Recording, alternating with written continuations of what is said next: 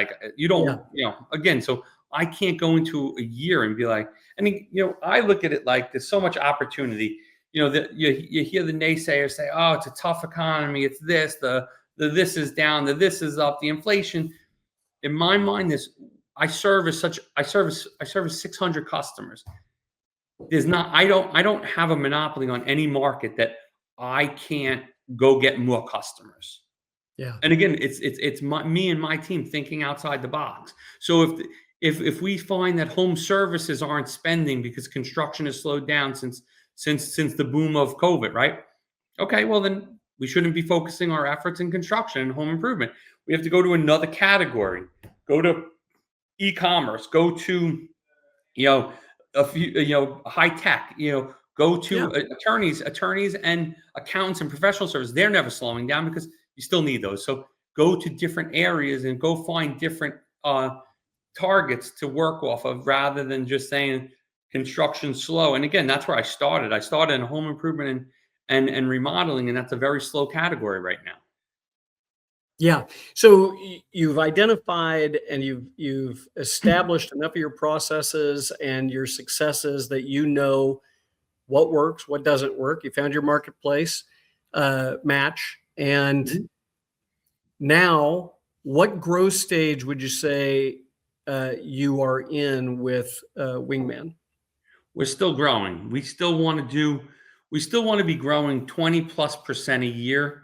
And we don't see any reason why it shouldn't. And 20, again, I think it's pro forma 20, right? Because we want to grow 20, 25% a year in our Wingman corporate, if you will. Now we're starting a franchise system. So now we should see explosive growth. Like, again, you open up a franchise system, they're a standalone entity that's, generating money back for Wingman.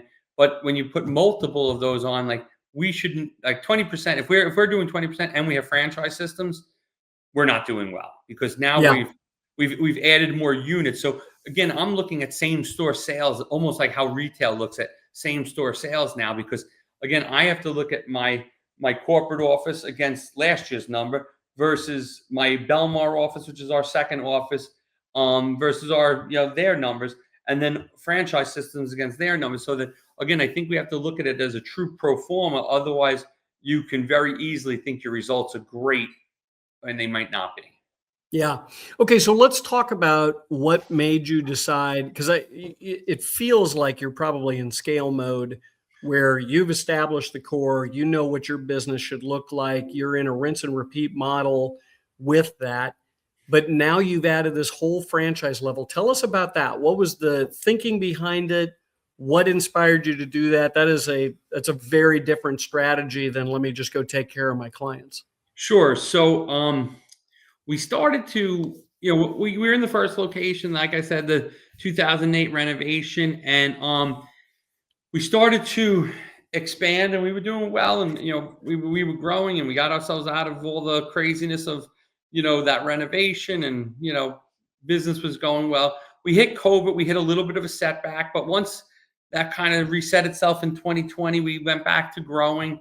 And I want to continue to grow, and I wanted to continue to grow the team and grow the business and help our clients. Like, we're very much customer service focused. We're people of the community. We deal with integrity. We put our best foot forward, and that was our core. Those are our core values. So then I said, like, if we could go to this second location and see how we do there. Worst case scenario, we're in a 3-year lease. It's not the end of the world. We'll ride it out.